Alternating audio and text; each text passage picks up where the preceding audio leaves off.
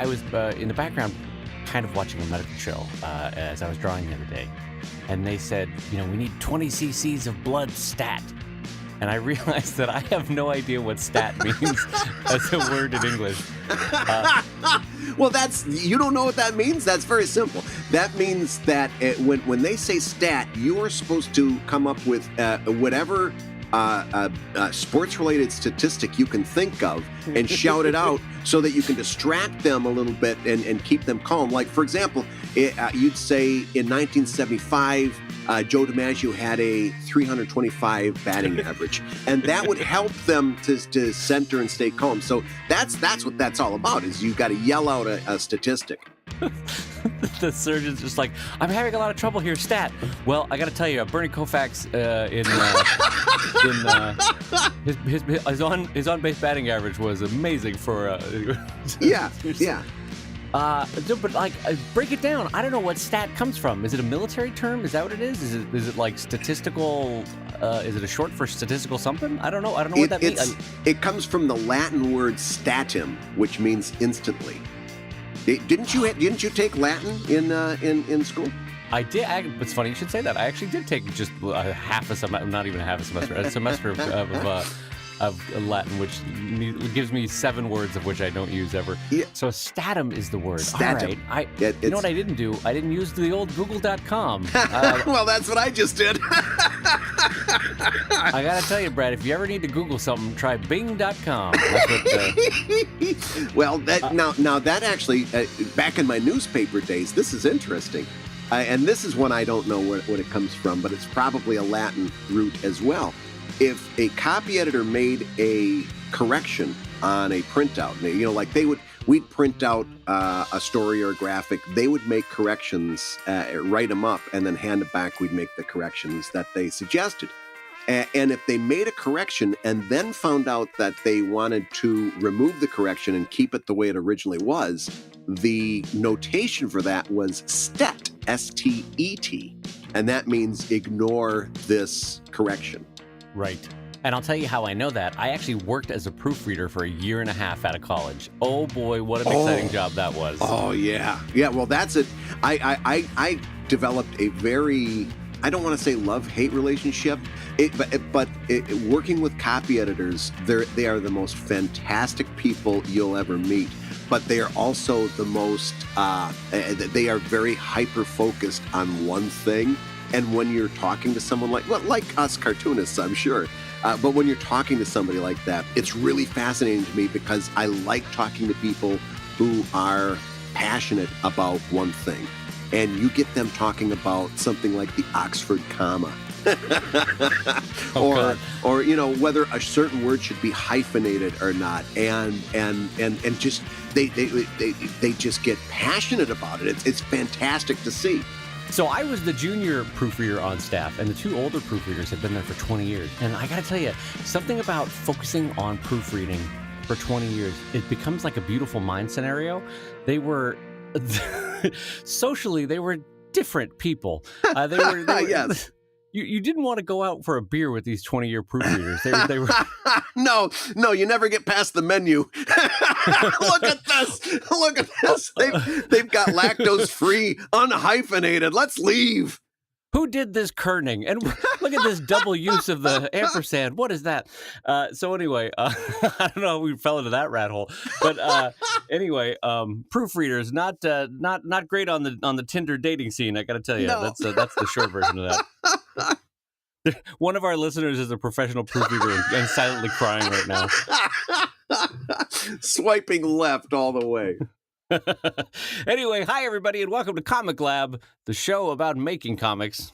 And making a living from comics. I'm Brad Guigar, editor of Webcomics.com and cartoonist of Evil Inc. And I'm Dave Kellett, cartoonist of Drive and Sheldon and co-director of Stripped. And this week's hour of comics advice is made possible by your support at patreon.com/comiclab. And Dave, we've got some... It's another month here on Patreon. All of our patrons have stuck with us for another month. generous souls that they are. And we've got a whole new batch of $5 level questions that I think there's some really good topics here. And I think we should just kind of do one of those shows where we start knocking off questions one after another. What do you think? Bitty body boom. Let's start knocking off some questions. All right. So here's a question. How to recuperate after a failed con? It's been weeks and I'm still dumbfounded at my experience. I've done cons before, so I know what my numbers should be, including my average transaction. On one hand, I know it was a bad location. On the other hand, I want to try and prove that theory. Let me know your thoughts and story on this one. So, Brad, you have a delightful mix of memories about Comic Cons. Tell me what your reaction is to this question. Well, listen, if you've heard me talking about the gambler's mentality of Comic-Con, this letter sums it up perfectly. This is a person going through the gambler mentality of Comic-Con. I know what number one, there's some dead giveaways. Number one, bad location. It's not that comic conventions in general are bad. I just got a bad location. Or the other perennial favorite, bad floor plan. Right? I don't know why they laid out that show this way. It wasn't good for anybody. It was a bad floor plan, bad date on the calendar, bad this, bad that. There's 101 excuses that a show doesn't go good. But here's the other end of that equation that makes it gambler's mentality. On the other hand, I want to prove my theory that I should have been at a higher number. I want to prove that this was a one-time thing, that I'm going to come back from it, that my next show isn't going to be bad. And then if your next show is bad, then you're going to want to prove it in the next show and the next show. And you're going to keep chasing that dragon, trying to even up your losses. And the more you go, of course, the more in the hole you get. And that's where you get the inherent problems with gambling. My advice is that you've got to take a really hard look at whether conventions in general are panning out for you, whether you're doing well at them. And my advice is to caution you against that whole idea where you try to prove that the next one's going to be better and that this was just a bad floor plan, that this was just there are bigger economics at work than just the floor plan. And I would urge caution. What are your thoughts, Dave?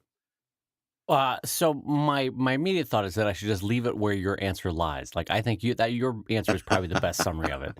But for the sake of discussion, Yeah. I have had shows where I did the same show for 5 years, and all of a sudden they moved me to a weird corner. And boy, it is true that a different location can just drop your sales through the floor. Mm-hmm. So that is a possibility. But broadly speaking, I think you are 100% correct. I think it's a gambler's mentality. I think you are chasing that dragon of maybe even an illusory outcome that will never come.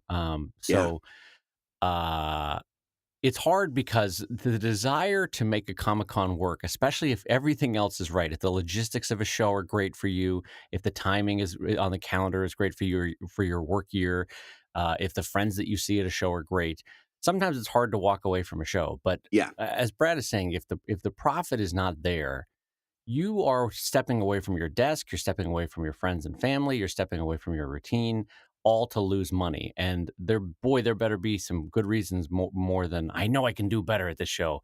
Yeah. So it's really, unless a show pays for you, and for me personally, I've winnowed it down to 2 shows from 15 across the U.S. Unless those shows work for you, you really got to cut them out. And as we've said a lot of times on this show, frankly, the easier economics of being able to do something online with either Patreon or Kickstarter or eBay or your own site, your own store, you can save yourself a lot of trouble and no longer have to go to conventions in a way that you might have around the turn of the century. So I think you could maybe dodge a bullet by taking the show off your calendar for next year.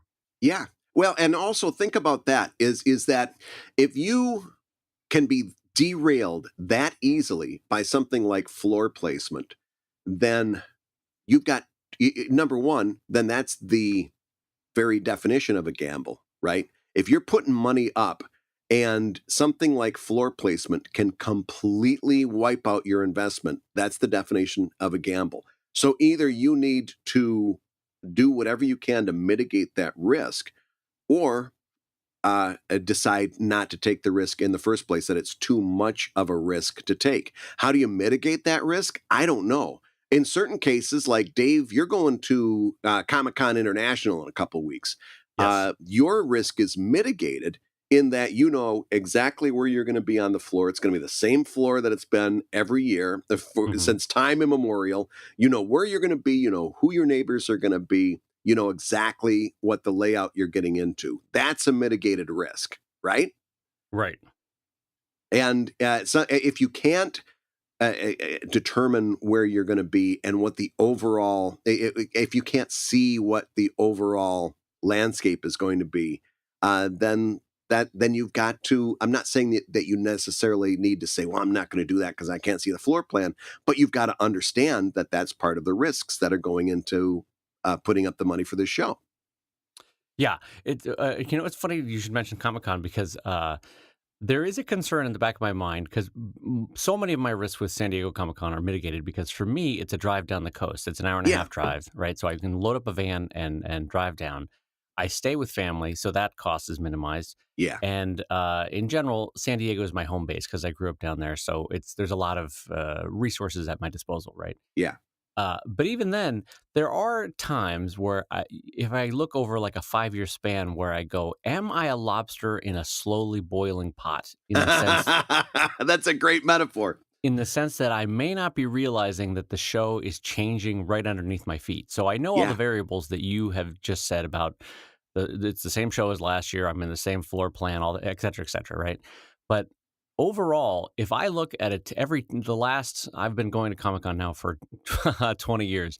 And if I look at 5-year increments and 10-year increments, there are less cartoonists of my peer group directly and physically around me. And that does make a difference to my sales. And more emotionally, it makes a difference to my enjoyment of the show.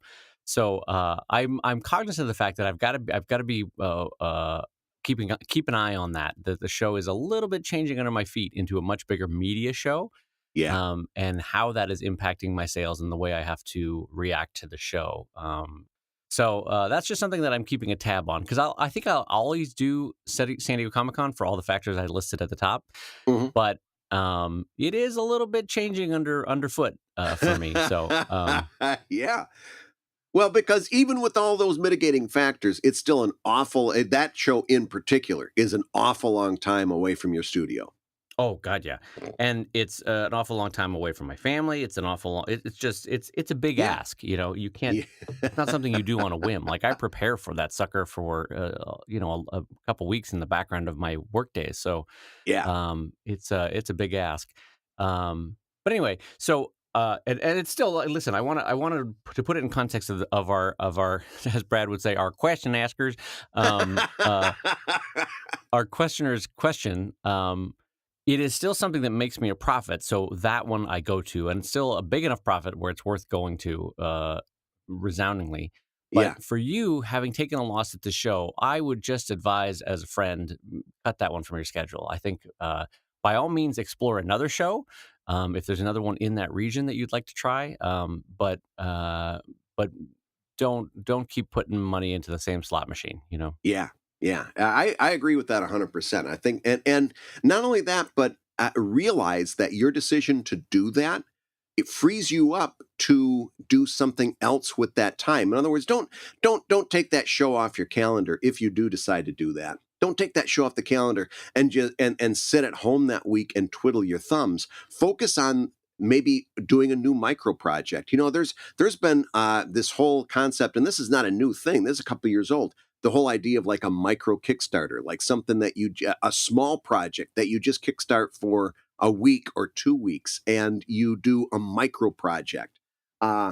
Think about all of the different ways that you could use that time and prove to yourself that maybe there is a better use of your time. Now, if you do that and fall on your face, which is, again, that's all part of learning. That's all part of experience things. And by all means, you should be embracing that opportunity, as weird as it is to hear, embracing failure.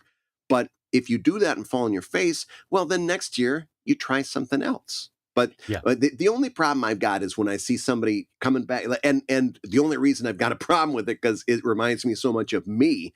Like going back to that same, it took a long time before I finally figured out that Wizard World Philadelphia, which I could walk to, was a bad investment in time because I literally had zero investment. But standing there behind that table while people walked by or tumbleweeds blew through the aisles, even that was a bad investment of my time. And it took me a long time. Like Dave said, I kept putting money into that same slot machine because I'd kid myself. Well, it's right here in my backyard and I don't have to do any prep. It was still too much. So Yeah. I just want to encourage you maybe to break out of that pattern and try something new. Boy, there is no more damning break of a pattern than you being able to walk to a show and you're like, well, it's no good for me. Still Not doing no it. good. Yeah. And not only that, but again, gambler's mentality. There was years like I think 2010, 2011, when I made some serious money for me, for my relative to my conventions. Probably some of my best years, even weighed against some of the golden years of San Diego. And great years at Emerald City. Some of my best years were at Philadelphia at that convention center, and then it got harder and harder to let go because I was sure that next year was going to be better, and that this year I was just a bad place on the floor. This year they had the 5 captains of Star Trek in, and everybody spent all their money on photo ops. This year there was some other big stuff. Well, there's always going to be something. There's always going to be a reason you're not doing well at that convention. At some point, you've got to decide that maybe it ain't working for you, and that's not a death sentence. That's actually a life sentence to open up and do something different with your time.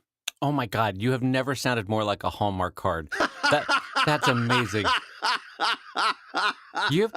Brad, you've got to look at your challenges not as a death sentence, but as a life sentence. Yes. I've never been more serious. People think, oh, I'm giving up. I'm a has-been. I'm a washout, or I never was. It's not. There's other stuff to do. I just love that particular phrasing. Hello, I'm Susanne Mactaggart, inspirational speaker. You've got to look at this challenges not as a death sentence, but as a life sentence. Get my new book, Finding the Best You in You. All right, well, let's move on to our next $5 question, and I'll read it off to you.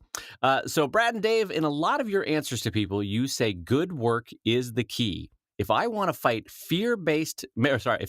making fear-based decisions and focus on good work, what should I be focused on learning and doing? Brad Geiger, I put that question to you, my friend. Well, to a certain extent, this is an impossible question to answer because, and I really want you to pay attention to the overlying issue with this. The answer to that question is going to be different for every single cartoonist. One cartoonist comes up, I might say you need to focus on your writing. Another cartoonist comes up, I might say you need to focus on doing better on social media, or your art, or your publishing calendar. There might be any number of things that I would want you to focus on when it comes to what you're asking about. However, I think there are some general issues.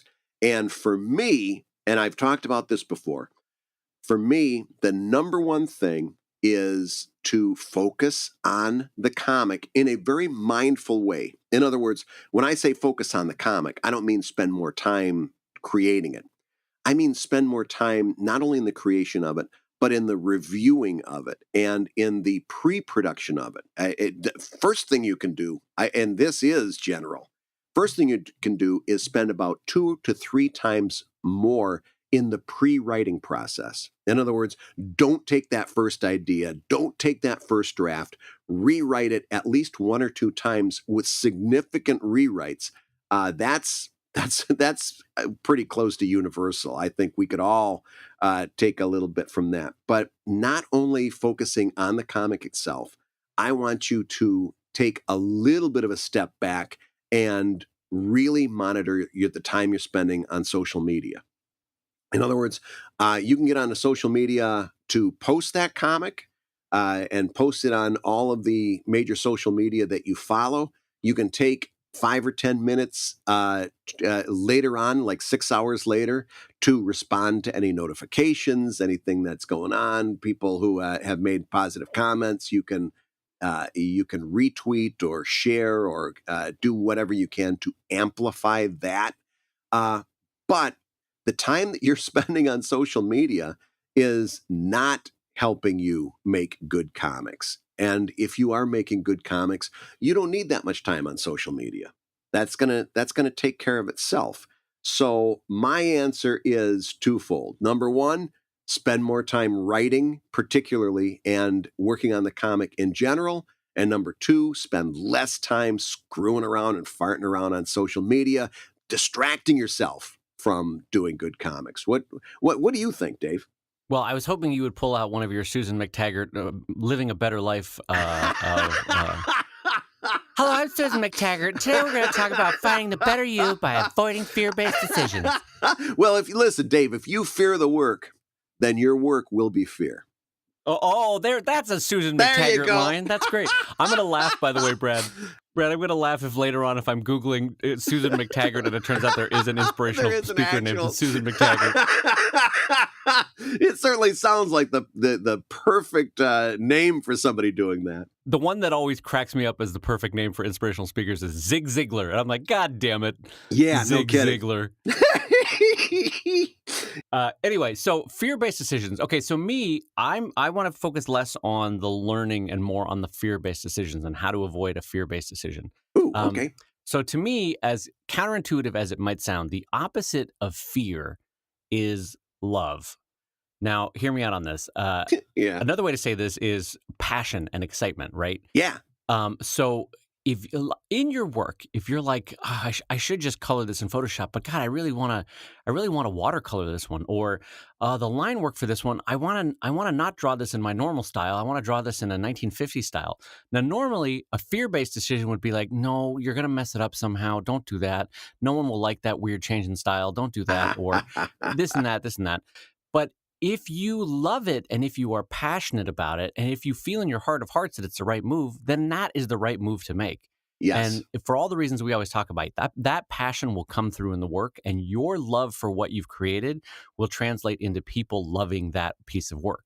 Mhm. And a really good example of that, and it's so funny that it popped into my mind, I haven't thought about him in forever, is Perry Bible Fellowship with Nick Gerwich. Mhm. Brad, I'm sure you're familiar. But Oh, if you yeah. look through Nick's work, every third comic is drawn totally differently and it takes a completely different editorial slant and a completely different view, such that it's completely unexpected when the punchline hits. And to Nick's huge credit on that, you can see that he is not operating out of fear. He's operating out of, to hell with it. This is what I want to draw. I'm having fun Yeah. drawing this. This is fun for me. Are you having fun too? Of course you are, because I'm having fun. And so one of the reasons why Perry Bible Fellowship is so infectious is because he clearly was not operating out of fear. He was just having fun with it, and the joy came through the work. So that's one way to look at fear. Another way to look at fear is to separate out fear-based decisions around money and fear-based decisions around creativity, because I will very strongly advocate for making manageable size failures when it comes to money, right? Like, you never want to be like, hi, I'm Susanne Mactaggart. I'm rolling the dice. Here's a $40,000 book run that I'm doing. We're having a lot of fun. Woo, I'm chasing my dream. So don't listen to Susanne Mactaggart when it comes to money. I think money is one where as you build your career, you want to make mistakes. And one of the reasons why I always say manageable size mistakes, you want to make a mistake such that if the worst comes to pass, that the money will not become a Titanic for your career. Right. You don't want to quit the day job where it's like, I'm rolling the dice and no one's going to stop me. And here we go. Oh God. I need that money back. You want to make it where you're working on nights and weekends, because that's a more manageable size mistake money-wise. So separate out fear-based decisions on money from creativity. Now, creativity, there's almost no way you can fail if the love and the passion and the joy are there. And so follow your heart. And if your heart is telling you that, you want to draw something completely different, or if you want to write a topic that you don't think anyone else might be interested in, but you're in, God, by God, you're interested in it. I Yeah. mean, look at Kate Beaton with history. Look at Zach Wienersmith with science. Look at, you can name it. Look at, Randall Monroe with math. yeah, look at Check Please in terms of a hockey player that loves to bake. I mean, Yeah. you can think of any topic where it's like, oh, there's no audience for this. No one will like this. But because they love it, boy, that comes through in the work. And so that's not fear-based decision-making in their cartooning. So creativity wise, you almost can't you can't operate enough in terms of being away from fear. Money wise, all right, there you can have a little bit of fear trickle into your work, but Yeah. and to your decision making. But anyway, so that's why I would advocate that love and passion is the opposite of, as Susanne Mactaggart would say, love is the opposite of fear, Brad. You were talking about making manageable financial failures. Did I ever tell you about the only time I ever chased somebody down at a comic convention and made them allow me to buy my book back from them? No, what is this story? How do I not know this story? This guy comes up to me. He buys the Webcomics handbook, right? And he's like, this is going to show me how to do webcomics. And I'm like, that book is going to talk about the business side of webcomics. It's going to talk about advertising, putting your stuff up on the web, promotion, crowdfunding, blah, blah, blah. And he says, that's great. That's exactly what I need. I'll take it. I sold him the book. And we're talking for a short while afterwards. And he says, well, listen, this book really better be good. And I said, well, I'm very proud of it. I think it's very comprehensive. He says, no, it's got to be good because next week I get my final unemployment check. And I'm going to put this website up over the weekend. And he hadn't even started working on a comic strip yet. He was, and he goes, I'm going to put my website up over the weekend and I've got some ideas for a comic strip and this book has got to do it. And he walked away and I literally practically jumped over the table, ran down the aisle and I stopped him and I said, listen, come back to my table. And I said, listen, here's the deal. This is a bad idea. It's such a bad idea.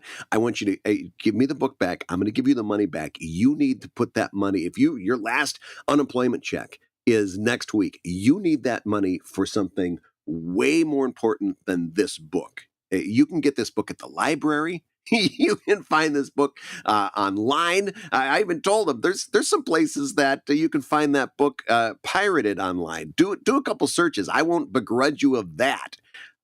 Don't buy this book. It's the worst idea you possibly could have. What you're talking about takes years and years and years to build. You're not going to build it in a weekend. You need to really use this on food. Use this on something way more. They pay your electric bill. Do whatever you got to do, but don't buy this book and think you're going to start a web comic and you're going to start bringing in money next week. It just isn't going to happen. Oh God, that's terrifying. Well, Brad, yeah. because normally our sales at Comic Cons are like the lowest stakes ever. It's like, well, I hope I enjoy this. Have a good day. And this guy's like, well, I hope this cures my sciatica. Otherwise, I've got to have the operation. Yeah, and I didn't want that on my conscience. I could not have let that guy walk away. I would have been obsessing over him for the next several months, if not years. I wonder if that guy ever did anything, Oh God. And talk about fear-based decision-making. That's all the wrong ways to make a comic. Is like you're under a deadline, right? Yeah. Money is short and has to come in immediately. And also, money considerations came before creativity decisions. That's all the worst conditions.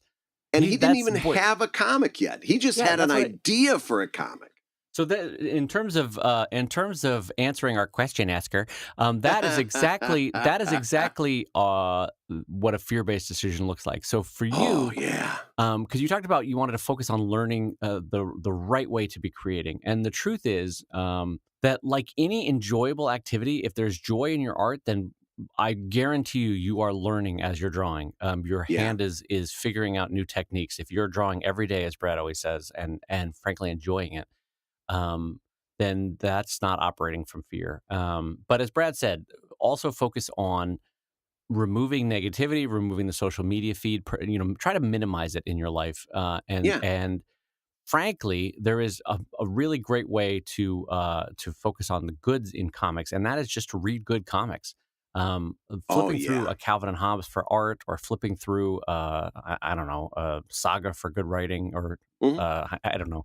I'm trying to think of good examples there, but that it influences your making good decisions in your own art. So, in addition to focusing on the joy and the passion and the creativity in your own work, surround yourself with good stuff, and less on the negativities and the stupidities of social media. So Yeah, that's something I've been meaning to bring up because it's a thread I noticed listening to the old shows.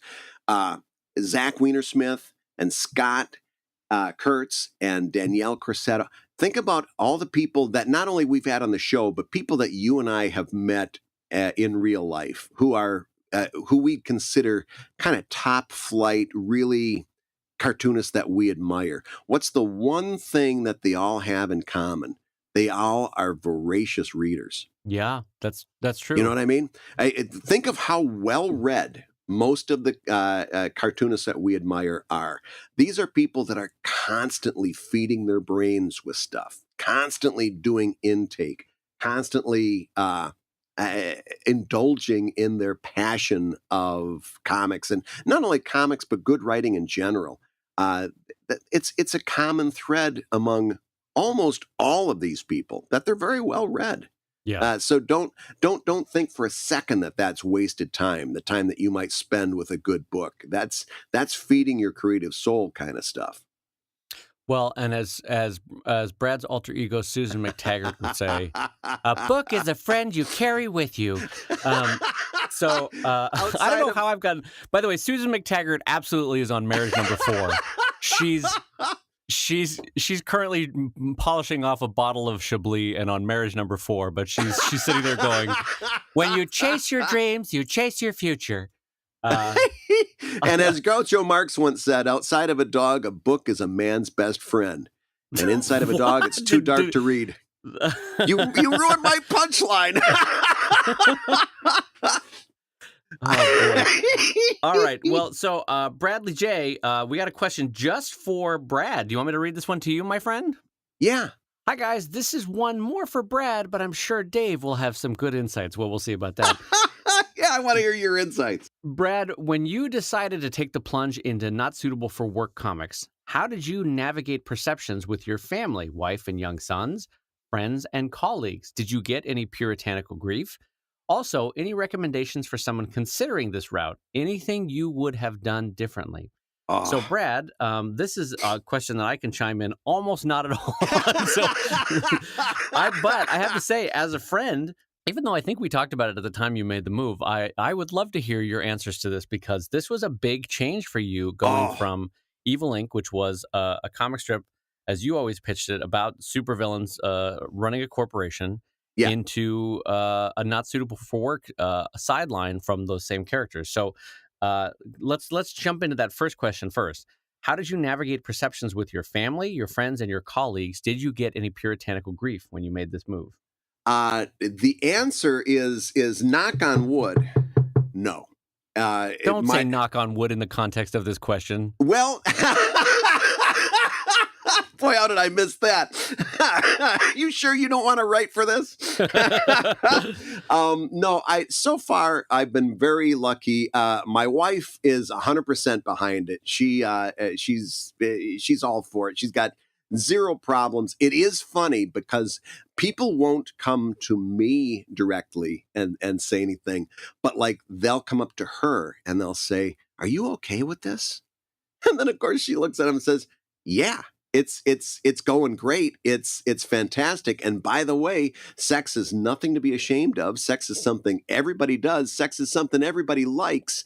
And she reminds them that the stuff that I do is always it focuses on stories that feature stuff like consent and kind of positive outlooks on this topic.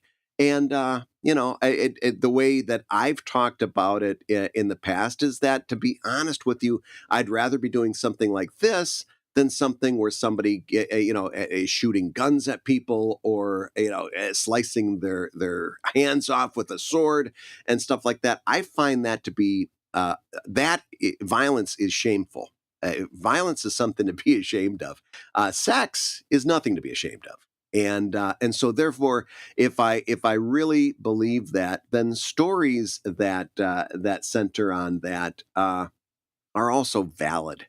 And so that's kind of the guiding principle that I've taken throughout this. And when my older son started to, his friends started Googling me, and this became a topic, that's kind of the talk that I had with him too. And as I said, there's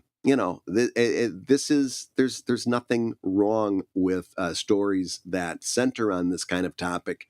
Violence, on the other hand, is something that you should be treating with a little bit more care in storytelling. And even like I made no bones about it. We went to see the second Deadpool movie together, and that was another opportunity to say, take a look at all of the glorified violence there was in that. And what is that saying? What are we signing off on that? Do we need that level of violence to tell a good story? That's something that has opened up, especially as my kids become teenagers, knowing that they can talk about these issues and there's no shame that's involved in that. I think, or at least I hope, will be helpful moving forward. It is not now. I've done numerous teaching opportunities. I'll be teaching again this fall, and I made everybody in terms of my superiors at the college. I made them very aware of what I do, and it has not been a problem. So far, this has been not a big issue that has held me back by people being puritanical, as you put it. However, that's I'm also realistic. That is going to come at some point. There is going to be a certain amount of pushback some point. And the only difference that I second guess myself on a pretty regular basis is not using a pen name. And I struggled with that for a long time. I think it would have been easier if I would have come up with a pen name for that. I could have very easily done a wink and a nod type of sort of thing, and made people understand that when they were supporting this other person, they were actually supporting me. I think I could have made that very obvious. But Right. But so there's been, you grew up in a small to mid-sized town in the Midwest, and I yeah, have some small experience with small to mid-sized towns in the Midwest. yeah. And so you haven't had any pushback family-wise, or like, well, Brad, that kind of. No. Again, so far, no. My parents are unaware of it, but then again, they didn't follow Evil Inc. A lot. They weren't really checking in on that stuff. They had all of the graphic novels displayed at the house. My wife tells me that it's probably the most poorly kept secret in the family, but so far it's kind of been something that nobody's brought up to that extent. So no, I haven't. I haven't gotten like an email from anybody. And again, because I refuse to go along with this whole idea that it's shameful. I put that stuff out pretty liberally, right? I don't make a whole lot of bones about what I do. But so far, I haven't gotten like an old high school friend that says, you're a real creep, or, something Right. like that. Right. So far, it's been pretty good. Pretty good. And Well, I have a lot of roads that I want to walk down with you on this topic, and I definitely want to jump into the American versus the European versus the Japanese tradition of what we should be shameful of. Yeah. So I do want to circle back around on this, but I have one thing I want to talk about more than anything else in the context of family and puritanical grief and all that sort of stuff. Yeah. In a previous show, you had told, I think it was Lucy Bellwood and I, about Uncle Elmer, who lived on the farm and who had wanted you to take over the dairy business, and he had said, well, are you going to be a cartoonist for your whole life? And you said, yep, that's what I'm going to do. Well, yeah. All right, and turned away and walked away, right? Yeah, with the same expression that if I would have told him that the cancer was malignant. Right. So here's my friend challenge of the week. I want you to take one of your printed editions of your Not Suitable for Work comics. Next time you fly home to Michigan, I want you to go out to Uncle Elmer's farm, his dairy farm.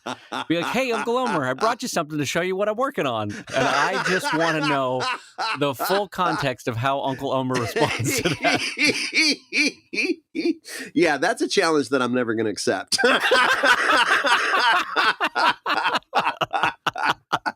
I might take him courting disaster, but I am not taking Evil Ink After Dark. I love the idea because we were talking last week about my father-in-law kind of like looking at me going like, this is an honest day's work. Like, what do? You're drawing all day. I would love the idea of your Uncle Elmer realizing that this is what you do for a living. Yeah. That you know what? He might actually. I might grow in his estimation after that. He might have an appreciation for that. I'm not sure. Right. Okay, so that's one venue I want to talk about. The second one I want to talk about is I'm so glad that you hit on violence as the counterpoint because American puritanical America, from a long tradition of religious endorsement or unendorsement, has this thing with violence is perfectly acceptable and sex is the worst thing to be shameful of. Whereas Europe is the exact opposite. And I find this fascinating, where probably as a result of World War II, violence is the one to be shunned and sex is totally fine. And then what's funny is Japanese, by contrast, in their comics, both sex and violence are fine for storytelling, but God forbid you spill some milk in a school cafeteria because that is so embarrassing. Yeah, that's fascinating. It is, to me. To me, it's so funny how the Japanese, who are a wonderful people, the worst thing in a comic is just to have been embarrassed. Like anything but being embarrassed. Don't let me get embarrassed for anything. Don't let me get humiliated. Well, and since I've been doing this more and more, so of course I'm checking out, so I am looking at how Europeans do adult comics. I'm looking at how, Japanese, they've got a whole genre of adult comics, and I'm looking at how they treat those subjects. And it's really interesting. Some of the European comics are super, super like really into BDSM, like really like tough stuff. Like the people don't. Here's my problem, I guess, is what I'm trying to get to. Well, a lot of the comics in this genre that I see, the people don't look like they're having fun, and that bugs me. And I don't know whether you were familiar with Phil Folio's Xenophile, the adult series that he did back in the day. You know what? I know Phil, and I know of that title. I don't know that I've ever actually seen that title. And the thing that really brought me to this was Patreon, right? This was, as I've said in the past, this was something that my readers were telling me in no uncertain terms that this was what they wanted. This was something that when I offered it as a proof of concept, I put one strip up, 4 panels, and my Patreon tripled by the end of the month.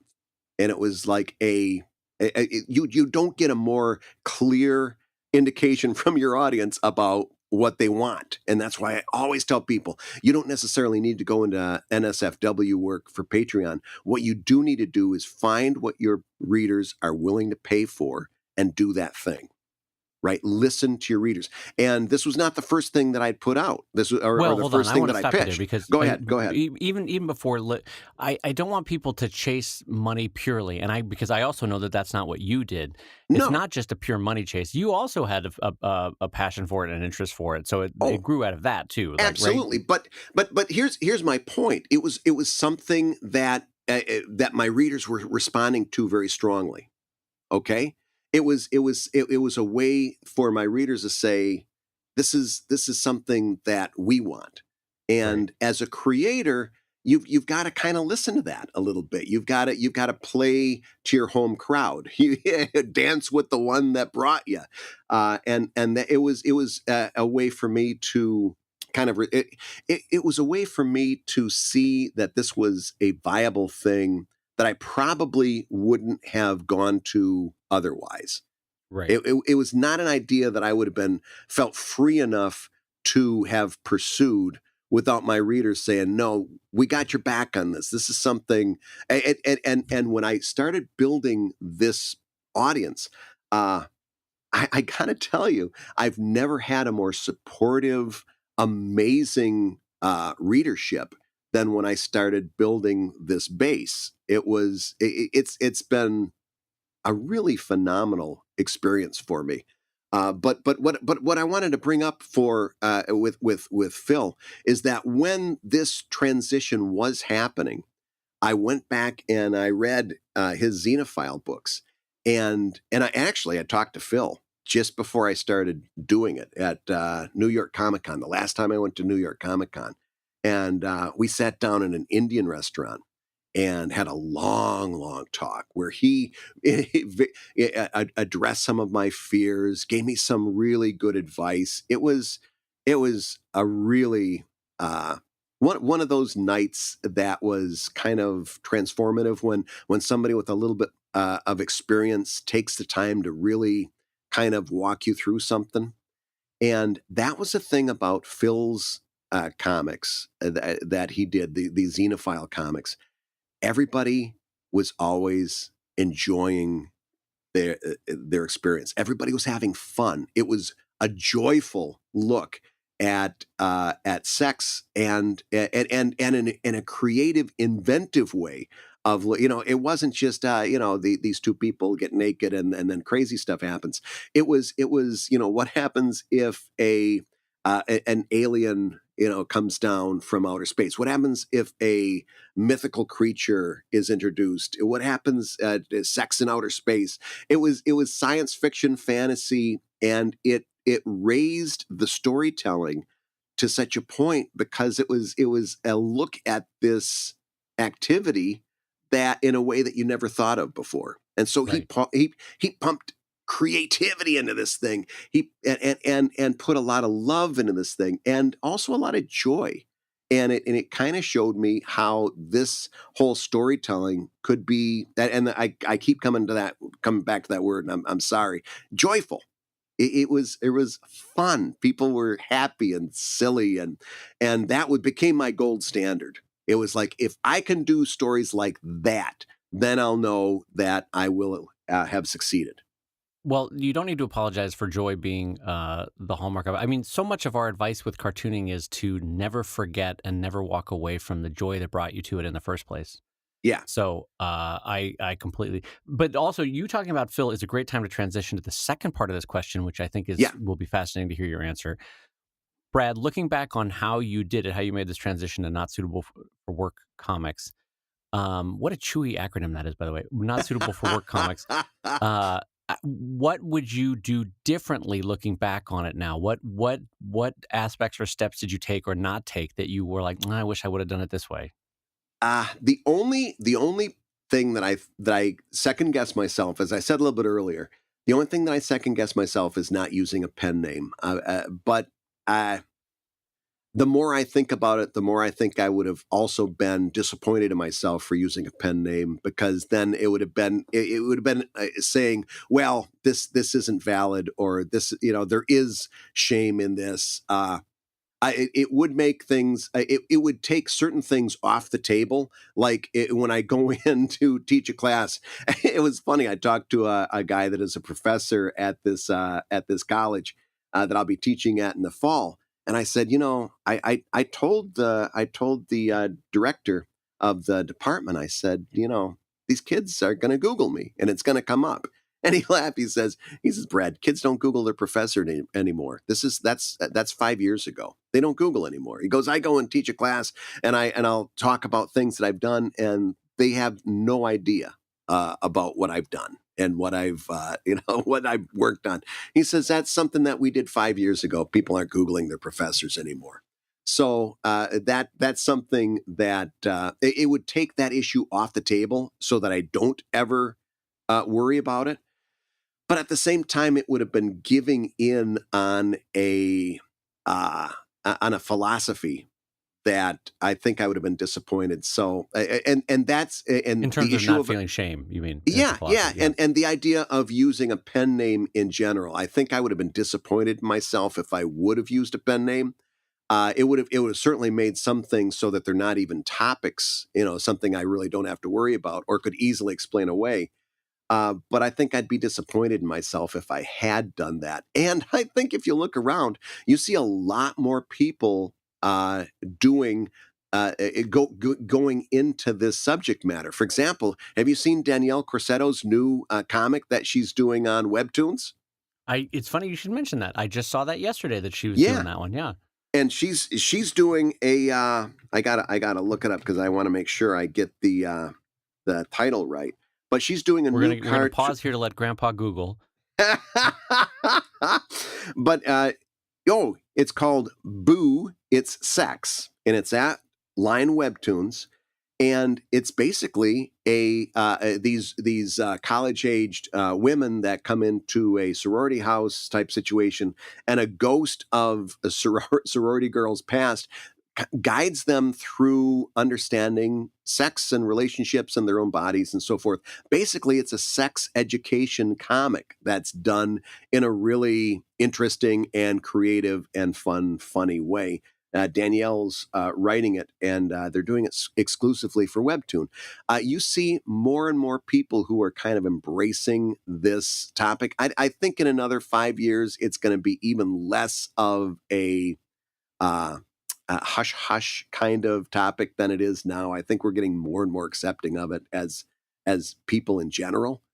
But no, I don't know that I do a lot differently than I'm doing it right now. I think the two things that I really think worked for me is, number one, owning it and saying this is a thing that I'm doing. If you're cool with it, that's great, and if not, I understand that too. I have gotten I've been doing this since 2015. I've gotten 2 emails from people that were Evil Ink readers that said, I just don't like what's going on here. And I said, I get it. That's fine. I understand. It's not going to change. It's not going to stop. But I don't tell you that you should feel differently. In fact, it just because I feel like I've been talking an awful lot, I'm gonna bring in this one last anecdote, and then we'll move to another story. But one person was a $1 Patreon backer, so he was already backer at $1, and he wrote in to say, I don't like when you're always advertising this stuff in a blog. And I said, hey, I got good news for you. You never have to come to my site. You're a $1 Patreon backer. You get the Evil Ink comic itself sent to you early through Patreon. So if you want to avoid the advertising I'm doing on my site, you can not go to my site ever again and still read the comic, and it's part of what you're already doing on Patreon. You know what he did? What? Canceled his pledge within 24 hours. Because people are weird. People are weird. Because I was asking him for money. I said, no, I wasn't. I was telling you the money you're already spending is solving the problem that you wrote into me about. No, he says you're a money grubber and you shouldn't be asking for money. And I'm like, well, then that's fine. Again, you always want to leave things on a good note. I said, well, I appreciate your past support, blah, blah. And never heard from him again. But it's like, there's nothing I can do about a reader like that. That's amazing, Brad. That's like a supermarket cashier that's like, well, here's the candy bar for the $1 you bought. What are you asking me for $1 for the candy bar? No, sir, you've already given me the $1. This is the candy bar you get. You just want money from me. No, I took your $1 already. This is your candy bar. And and it was not his first month. That he had been a $1 backer for a long time, and I'm like, I get it. I get that you don't want to see that. I get you don't want that coming up when you check the site out at work. Fine, you're already getting it through Patreon, and you get nothing of the advertising there. You can get it delivered right to your email. You already got it. You've got the answer to your problems. And what he wanted was not an answer to his problems. What he wanted was, for me to change my entire life because of his outlook, and that wasn't going to happen. Let's put a button on this conversation, but with one thought, which Yeah. first let me thank you for that, because that was really nice of you to talk us through your decision making and your history with making that move with Evil Link. So thank you for that. And Yeah. then B, I also want to just doff of the cap to Danielle Corsetto, because the title "Boo It's Sex" is amazing. Isn't that wonderful? I am very big on monosyllabic titles in terms of how quickly you can communicate the title, Yeah. And also, that tells you everything you need to know about the goofiness of the comic, the joy of it, and also the subject matter. Boo, it's sex. In 3 syllables, she got the whole title, and that's amazing. Like, literally, doff of the cap to her on that. Yeah, and do check it out. Danielle's writing it. Monica Gallagher is illustrating it, and the illustrations are charming. Here's the other reason: even if you're not interested in a sex advice comic, check out how they're displaying it on Webtoons. It's all built for the scroll. This is a comic that is completely built to be read on a mobile device, and it's everything that we've been talking about in terms of adapting for mobile. It's not built for a page. It's built for a scroll. And there's some aspects of that I'm not sure how I feel about. But since this is being created specifically for Webtoons, I think there's something instructive in how they're doing it there that a lot of our readers, or our listeners rather, might be interested in. So if no other reason, look at what they're doing there. It's interesting. Yeah, given the targeted age group and interest levels, that's a perfect match of aiming it for the youths and execution. So I think that anyway, doff of the cap to her and to the whole team on that. I'm excited for her to get going on that. All right, so let's do one last question to button up the week. This is our last $5 question, and I think it's interesting. So it's about an artist transitioning into comics and some specific questions for us. So, Dave and Brad, I've been drawing since I was a kid, but I'm new to the whole comics format, and I'm a little overwhelmed by some of the technical aspects of how putting work online, not so much the actual how, but more of the best practices. So, one of my most basic questions is just regarding size. How big or small do you guys draw? If you're drawing on paper, how much do you put on one page? And then how much do you make a digital copy of it? If you're working digitally, what size is your usual starting point? This is a fantastic question. It's kind of a 101 question, but frankly, Brad, I bet I will learn from you and you'll learn from me based on how we do it. So why don't you jump in first on this one? So what size, Brad, do you normally draw at? I know you draw digitally, both dimension-wise and resolution-wise. What sizes do you draw at? Well, I'm so glad you said that, because size, especially in today's day and age, means so many different things. So when I was working analog, when I was working ink on paper, I would always work at about twice as big as it was going to appear in print. And the reason I did that was because when you shrink that down, a lot of the natural quivers and imperfections in your line disappear. And that line work tightens up and looks really sharp. And it's a great cheat that has been handed down from time immemorial, is that if you want your line work to look really super sharp, work about twice as big, at least, I would say at least 75% bigger, but twice as big is a nice little rule of thumb. And then when you shrink it down, your lines are going to look so sharp. When I started working digitally, I did the same thing. What are your thoughts? Well, no, I was going to pause you for 1 second just to mention Al Hirschfeld. And for those outside of America, you may not be familiar with Al Hirschfeld's work. His work was huge from mid-century to, I guess, the 90s in the New York theater world. And first of all, he's an amazing caricaturist. But to illustrate Brad's point, Hirschfeld would draw probably 3 to 4 times the size of his reproduction size, right? So if the comic was going to appear on a poster or appear on a pamphlet, and the pamphlet was going to be, 6 inches wide, he would draw his caricatures gigantic, 20, 30 inches wide kind of a thing. And also what was interesting is Hirschfeld, when it's reproduced, looks like he's drawing with one fluid, almost vector line. But when you look at his originals up close and my friend via my wife's show, Rita Moreno, she has 2 of his in her dressing room, and Mm, you look at them up close, and it's made up of thousands of little lines to really? reproduce the idea of one big flowing line. And Wow. so just underlines Brad's point that you draw bigger so that when you reproduce, all the small mistakes, details, quivers go away, and it looks like one big flowing line. Yeah. Anyway, I didn't mean to stop you there, Brad, but I thought that was a No, good way to illustrate that. well, no, the only thing I was going to add was that when I moved to digital, I continued to do that. I continued to draw Yeah. large Yeah, and yeah. shrink down. And then that carried over into resolution. And that's the other meaning of the word size. I always, when I would work in ink, I would scan in at 600 DPI or PPI. The two terms are interchangeable. I would scan it in at 600 PPI. When I work digitally these days, I'm working on an entire comic page at once, and working at 600 PPI was a little bit large in terms of the amount of bytes and that it would take to comprise this file. The file size was too big, so I backed it off to 400 PPI, which stands for pixels per inch, and that is about as low as I would go for my original art.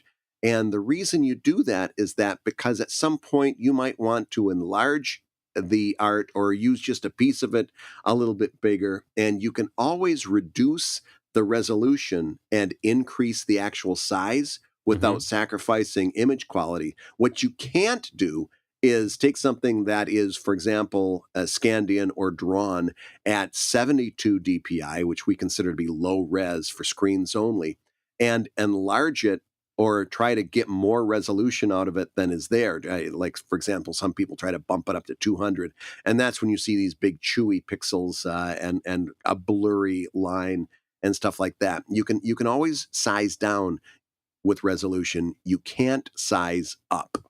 Okay. So that's my rule of thumb. I won't go any lower than 400 resolution for my original art, and that's knowing that in often many cases when I'm doing the final image for print, I might bump that down to 300 for the final color version, but never below 300 DPI Yep. for my resolution. No, I think that's great. And I think the good rule of thumb that you started with was the 2 times the size. So I have a great couple examples here to build off of Brad's points because for me, Sheldon is still drawn analog. It's still ink on paper, and Drive, my other comic, is drawn digitally. And so I'll talk you through real quick the basic sizes of them. So Sheldon, roughly, when you perceive it on a website, roughly runs in the 5 to 7 inch wide range, right? Hmm. Depending on if you're on a laptop or you're on a big screen. And so for me, these are the exact dimensions of a Sheldon. They're 14 inches wide by 5.5 inches tall. And no, not 5.5 inches, by 5 inches tall. And that translates into roughly on screen about a 6, 7 inch comic, right? And that's Yeah. also true for newspapers, although I think newspapers can run them as small as 4. Why am I even talking about newspapers? Who cares about newspapers? Um, but basically, to Brad's point, it's roughly about twice the size of what the comic is. When I scan it in the case of Sheldon, I scan in the original art at 600 DPI because the black and white is going to be messed with a lot, and then I tend to color it at 300 DPI, if that for reasons that Brad could probably explain later on. Um, and then what's nice about that, though, is that if I ever need to make a poster out of a Sheldon original art, I can absolutely do that. Yeah. It's very easy. It's very easy to bring it up in size and then reduce the line art uh, PPI DPI and you have a workable size. Now for Drive, those comics, my page is a non-standard comic page, like a standard Marvel is. I don't remember the ratio, but Marvel or DC comic. But mine is a non-standard page. It's meant to fit an 8.5 by 9 page, and I draw those at 400 DPI at almost double size inch wise. So I think they're drawn about 14 by 15 inches, roughly, something like that. And the reason I did that is, like Brad said, I wanted to be able to have extra detail that I could basically smooth out when it's reduced in size to print on a book. And then also, if I'm being honest about it, there's this quiet, tiny little hope that at some point when I'm done with Drive, I might do a supersize edition where there's a book that's like 12 inches wide instead of 9 inches wide. Oh, yeah, like those artist edition books that that Marvel puts out sometimes. Yeah, and I think it might be exactly. That's exactly the way I was thinking about it. So will I ever do it? Probably not. But the good news is, like Brad said, when you have more detail, when you have more data in your comic, you always have the option of going down. You never have the option of going up. Right. So I figured I might as well draw it at 400 DPI and at 14 inches wide, because really I'm only taking up a tiny bit more of my computer space when it's all said and done, even after a couple decades of work on it. But I've afforded myself the opportunity to go bigger on some future publishing than if I had kept it all drawn at size and at 300 DPI. So I think that answers her question. Do you think we nailed that one, or anything else we should add on to that one? The general rule there is go big. Go big, and you can always make it smaller. You can never make it bigger. So your original art should be as big as you can comfortably make it. And that goes for the size of the original in real life, the physical size, and the file size, the resolution. That's right. And then if you're going to be working digitally, the thing, and Brad talked about this on a previous show, is just always be careful about putting too much detail into a zoomed in aspect of your screen that will reproduce as a smudge. So imagine, like, in the background, you've got a Ming vase in your comic. Don't zoom in so much and add so many florets and flower details that when you actually go to print it or reproduce it onto a website, that it just becomes one little ink block. Because what you'll be able to see on your screen at 600 DPI zoomed in is very different than what your readers will see on their screen. So just be conscious of that. Yep. Yeah, I think that says it all. Well, Bradley J. Geiger of Philadelphia, PA, as an audience wish you well on your trip home to Michigan to bring that not suitable for work comic to Uncle Elmer. I'm excited. Here's the problem: is that that I really hate backing down from a challenge. So now it's going to be on my mind until I make it up there in August. This is like, I've found your super weakness. It's like in Back to the Future when somebody calls you chicken, you can't not do it. Yeah, if you would have double dog dared me, it would have been on.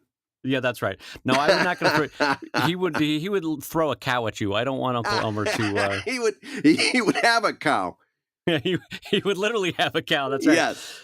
Well, on that note, Brad, why don't you take us out, my friend? All right. That guitar you hear in the background tells you you've been listening to Comic Lab, the show about making comics and making a living from comics. Your hosts have been Uncle Elmer and his dairy farm, and also Brad Geiger, the editor of Webcomics.com and cartoonist of Evil Inc. at evil-comic.com. And Dave Kellett, co-director of Stripped and cartoonist of Sheldon at sheldoncomics.com and Drive at drivecomic.com. And the Comic Lab theme song is used with permission from Andy Creighton at theworldrecord.net. And this episode was edited by Matt Woodard of Woodsong Productions at www.woodsong.media. Comic Lab is made possible by your support on patreon.com/comiclab. So we'll go ahead and say that twice, patreon.com/comiclab.